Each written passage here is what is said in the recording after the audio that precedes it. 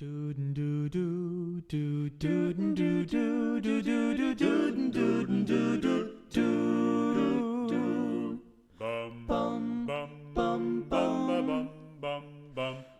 I get older, losing my hair, many years from now, will you still be sending me a Valentine birthday greeting? Good afternoon. Welcome to Berkshire Senior TV. We're going to be talking this afternoon about getting ready for winter and what you can do if you're looking for assistance during the winter season. And we've got folks from BCAC and from Elder Services of Berkshire County, and I'll let them introduce themselves. Laura, if you want to start. Laura Feeks. I'm an information and referral specialist with Elder Services. I'm Teresa LaFave, Fuel Assistance Manager at BCAC. Okay.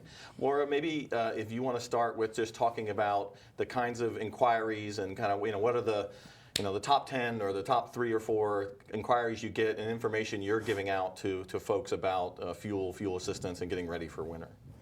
Well, usually when people first contact us at the beginning of the heating season, we'll ask them whether they have a plan in place for the coming winter season, because often we'll see people who wake up in February and the furnace isn't working and they don't have any heat and they haven't worked out a plan of what they're going to do.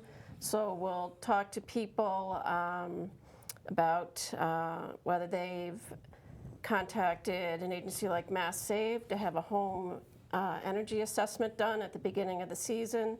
And Mass Save can come into the home, let them know if they have enough insulation. They can provide free weather stripping, free energy efficient light bulbs.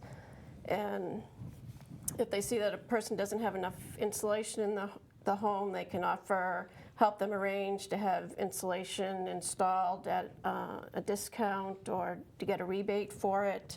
I know in my house, when they did the test, they told me I didn't have any insulation at all in my walls, and I was able to get a substantial discount on getting insulation blown in. Another way to plan ahead for the season would be to contact your utility company to make sure you have a payment plan set up. That way you pay the same amount every month throughout the year, and you know what to expect, and you don't wake up one day and open your mail and see that you have a utility bill for several $100s that you really weren't expecting.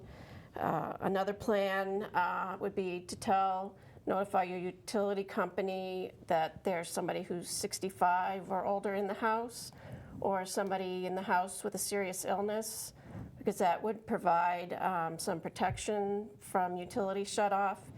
And it's good to have the utility company know that from the get-go instead of waiting until you get the shutoff notice, and then it makes it more difficult.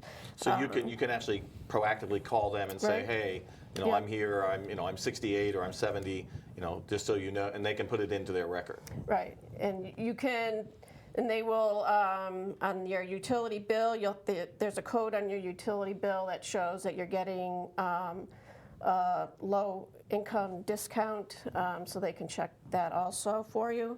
Another suggestion we might have, if somebody calls and they know they're going to have trouble during the season paying for fuel, is we have a benefits counseling department at Elder Services, and we might suggest that they talk to the benefits counselor about to see what kind of public benefits they might be eligible for that would free up money to help pay for fuel during the heating season. And then we would suggest, if the person hasn't applied for fuel assistance with BCAC, we would refer them to BCAC to apply for fuel assistance. Which is a perfect segue. But I know Yes. that, Teresa, I know that for BCAC, fuel assistance is a program, a full-blown program, and you begin thinking about it probably when people are still on summer vacation. Oh, yes. So walk us through just a little bit kind of what's kind of the flow of events from getting ready to going through a fuel assistance season, kind of from you guys' standpoint. Okay, so basically what we do is, if they've been on the program before, they're considered research, which is we already have their application, we print them, we mail them out usually in August. We try to ask them to get them back as soon as possible because we deal with thousands of people at a time. And then when the program starts, November 1st, they're able to call before that and make appointments with us. We book them in. Then they have to come in the first time they've ever been on fuel for a one-to-one. So they have to bring in certain information. The secretary would let them know what they need to bring in. They'll sit with us, and then we would let them know if they're eligible or not for the program. Us also, if they're eligible for fuel assistance, they can also get weatherization for free.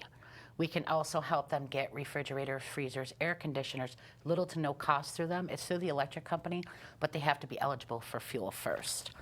And that would mean having more efficient appliances right. and things like that. Yes, okay. yes. And then also we do the mass energy applications also. If they're over income for our program, we do the applications for them too.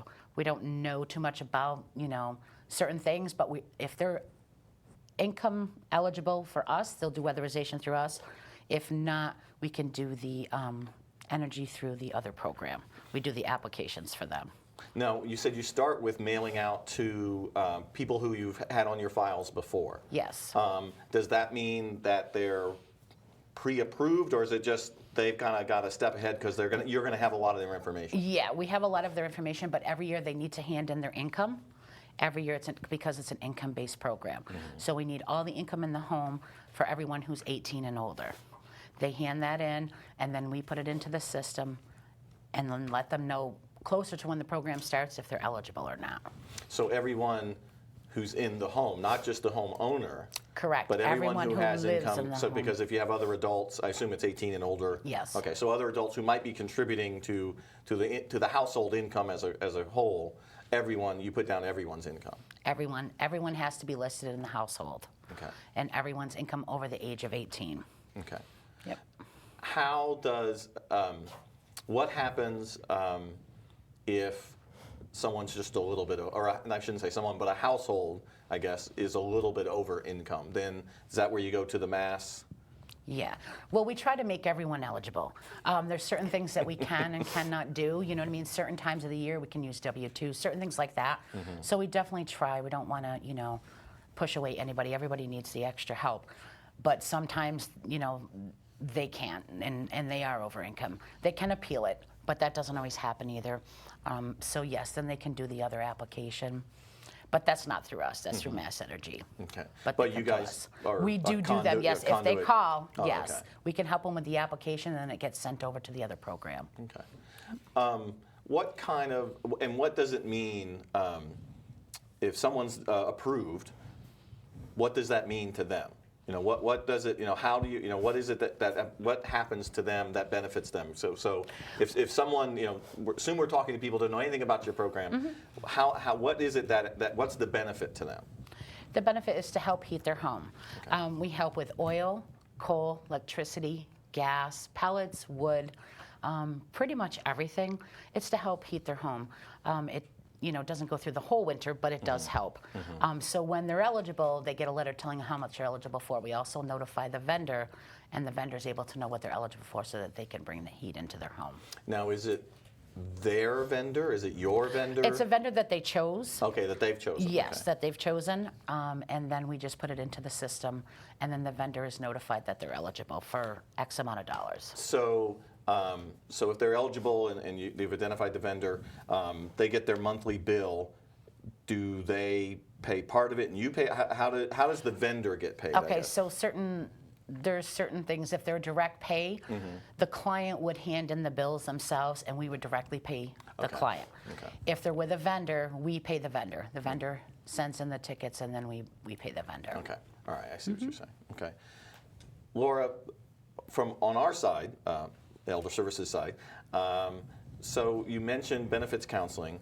Where else can someone go just to try and figure out, say they're brand new to this system, maybe they didn't anticipate, or maybe they've aged and they're now in a different category or income category, they've retired. Where can they go to start to figure out whether they're even eligible or not? Well, people can always call Elder Services and speak to somebody in the information and referral department. Like you. Right, and we can talk to them and get a sense of their situation and then refer them to what agency or program we think they might be eligible for. So we might ask them if they've called BCAC already. If they said that they weren't eligible, we would ask them if they've contacted various other agencies that kind of fill in the gap. We published an article on all the fuel assistance options and was in this month's Berkshire Senior newspaper, and we can mail out information on all the different fuel assistance options to people. So there's lots of information that we can provide to people. Teresa, going back to BCAC, you said that they'll get, if they are deemed eligible, they'll get winter weatherization. Yes. How does that, I mean, does someone come and do an assessment, or how does that? They do. They come in, we notify weatherization department. They will go in. This is your own, this is a BCAC? BCAC, Okay. yes. They will go in and change light bulbs, weather stripping. I don't know everything that they will do, but those are some of the basic things that they'll go in and check things out. They'll make sure that your appliances are running efficiently, things like that. And then, you know, if there's a furnace issue or something like that, we're also able to help with that. But you have to be eligible for fuel assistance first before that happens. So getting eligible for fuel assistance kind of opens other Yes, it possibilities does. where you might have your furnace looked at, have your weatherization looked at, things like that can help you to keep your fuel bills down, but it also, you know, helps improve your environment. Yes. Okay. Yep. When we'll go to the other end of the spectrum, and I know that we, you know, we've gotten these calls. I'm sure that you guys do too. It's, you know, the end of February. It's going to be 5 below tomorrow. It's Friday afternoon, and someone calls and says, "I have no heat." What alternatives do people have to try and, you know, in an emergency situation, to try and address that? Sometimes we have emergency funding available. That's not always the case, but when we do, we help the clients if we have, you know, the emergency funding to do so. If not, we do refer them to other agencies and different services that could probably help them. Or we call ourselves and do what we can to get them the oil that they need. And Laura, what would happen if we got that call? Well, there's a couple different agencies, including our own, that have emergency funds that people can apply to. The thing to remember is the emergency part is very important. So sometimes we'll get a call and people still have half a tank of oil left, and that really isn't an emergency yet. But if somebody has a quarter of a tank or less, and they don't have any money to pay to get another delivery, Elder Services has an emergency fund that if someone's eligible for it, we would do a one-time delivery of 100 gallons. And we've arranged for that many a time late on a Friday afternoon, which we would prefer not to do, but sometimes it can be done because the fuel companies, their office usually closes at 4 o'clock, so it can be very difficult to arrange for a delivery, but there are some companies who really work well with us and are willing to make exceptions and deliver on a Saturday morning, and who will go out of their way to help us. If people live in the Pittsfield area, the Pittsfield Council of Congregations, it's a consortium of all the churches and temples and houses of faith. They have an emergency fund that's similar to ours, where you would get a one-time delivery of 100 gallons, and people would apply through the Salvation Army for that. And they have the basic eligibility requirements that we have, that it's a fund of last resort. So people have had to already used up their BCAC money, used up their own money, asked for help, and they have no other way to get their fuel, then they can apply there. I think Construct and Great Barrington might have a similar type of fund there. And if somebody's a veteran, there's a veterans, through the veterans agent, their local veterans agent, there's Chapter 115 benefits that includes a fuel assistance benefit, and that's for low-income veterans. Now, you mentioned if they've used up their BCAC benefit. So how does yours work? Is it a certain amount that it's spread over every bill, or is it, you got this much, and when your bills use up that much, then how does it, is it like budgeted out, or is it kind of just as you go, and then when it's gone kind of thing? Basically, it's go as you go, and when it's gone, it's gone. Okay. The program runs November 1st to April 30th. They're eligible for a certain amount. That is for the full 6 months. Okay. Sometimes there is increases. A lot of times there isn't. So basically, they call their vendor. The vendor brings the oil, sends us the ticket. Their best bet is to call the vendor to find out what they have left, because sometimes we haven't paid those tickets yet, so the vendor would know more about what the client has left. And then they would call again. Sometimes the clients have to add to what they have left, and that's okay too. But that's basically how it is. They call and they get the oil, and then the tickets are sent to us. And you mentioned before that this applies to any type of heat. Oil, electric, pellet. Whatever it is, it's for heat. It's not for a particular type of heat. It's for heat of your home. Correct. We do contract with a lot of the vendors.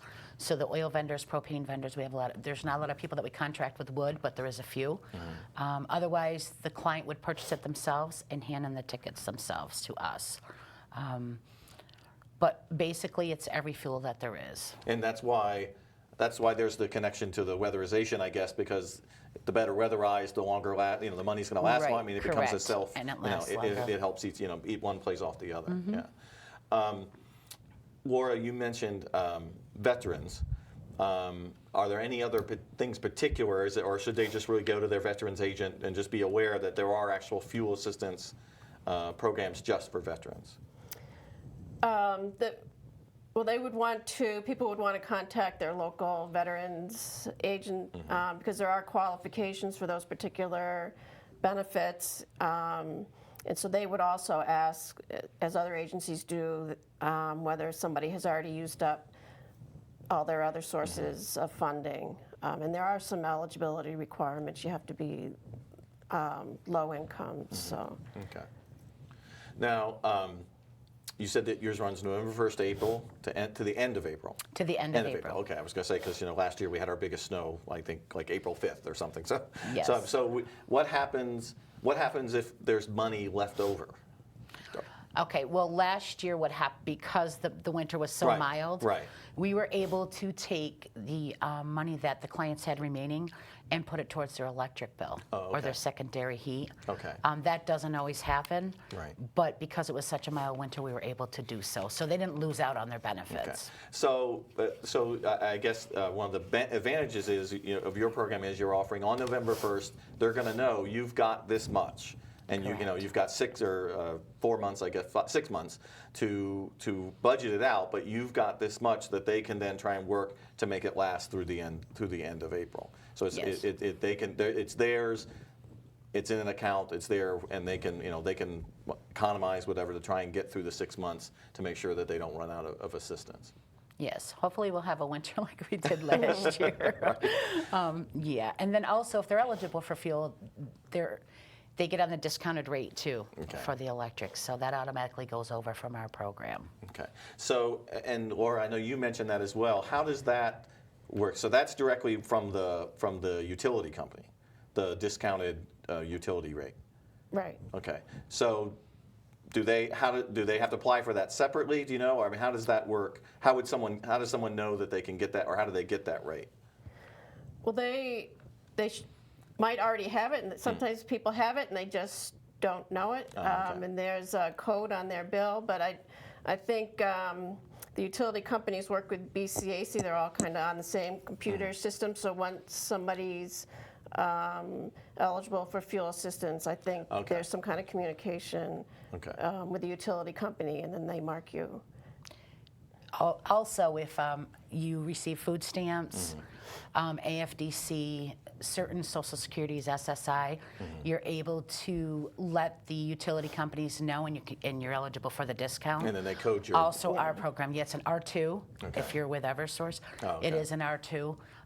that lets you know that you're on the discounted rate. But when they sit with us, we explain to them also that we notify the electric company, or they can send a copy of their eligibility letter to the electric company, and they'll put them on the discounted rate. Okay. You said you sit with them. So someone's coming for the first time to try and get on fuel assistance. What happens? Where do they go? What do they do? Well, we go grab them out of the lobby, bring them into our office. So they come to you. You don't go. They come to your office. Yeah, we can't go into their homes, but they make an appointment. They come in, and one of the caseworkers will sit with them and explain everything, take their information, put it in, and then if they need anything else, like guidance to where to go for food stamps or different things like that, we can refer them to where to go and how to get there. And we just take all their information in, put it in, and then we can let them usually know right on the spot if they're eligible or not. If they didn't bring all their paperwork in, then we cannot. They have to bring their paperwork in order for us to finish them. But you're not just, I mean, once you've got them there, you're actually kind of looking at what else might they be eligible for, kind of doing an assessment of what else, how can we assist them, that type of thing. Yeah, we'll help them in any way that we can. And I know that you said before we started, you mentioned that sometimes you refer people over to our benefits counselor, and help do applications back and forth at times. I think with Ann. Yes, yeah. She has taken some of her applications. So if she goes into some of the elderly's homes, she grabs the information for us, writes it down, and then sends us the application, and we put it into the system, which is a big help. Yeah, yeah. Now. So Laura, if someone calls us, you might refer them back over, say to begin the process, you might refer them back over to BCAC to begin the process. If they call and say, oh, I'm looking for fuel, I'm an elder and I'm looking for fuel assistance, you can at least kind of send them in the right direction. Or would you refer them to our benefits counselor? We'd probably first tell them to call right away Berkshire Community Action Council and make sure they get into the pipeline and get an appointment to apply for fuel assistance. Okay. Yeah. When is the best time for people to try and, obviously before their furnace goes out or before they run out of fuel, but do most of the folks that you assist get on before the season really starts, or is it is it throughout the whole winter heating season? It is throughout the whole winter heating season, yes. The research, again, they're sent out early. The deliverables, we usually try to get out first because that has to be brought into the home. So those are if they get them in, we can get them done before the program starts. The research for the other ones are also sent out then, but they kind of trickle back in.